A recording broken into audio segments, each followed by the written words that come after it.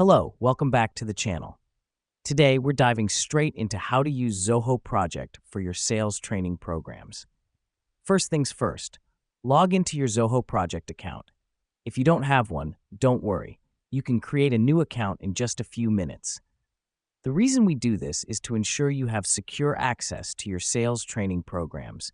And as an added bonus, Zoho Project will keep all your projects organized and readily available. Now that you've logged in, you'll notice the dashboard offering a wide variety of features. But let's zero in on creating a new project.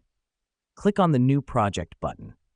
This helps us because it's the first step in creating a structured environment for your sales training program. Next up, you'll want to name your project something like Sales Training 2025 and set a start and end date for your training program. Let me explain why this matters. Naming your project and setting a timeline gives you and your team a clear vision of the training timeline, ensuring everyone is on the same page. Once your project is named and dated, the next step is to add your team members. You'll see an Add Users button on the right-hand side of the screen. Click it and start typing in the names or emails of your team members. This is crucial as it allows your team to access the training materials and collaborate efficiently. The final step is all about making use of the task feature.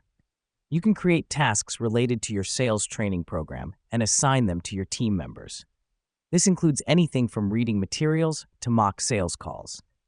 The reason we do this is to keep everyone accountable and ensure that all tasks are completed on time. And that's it.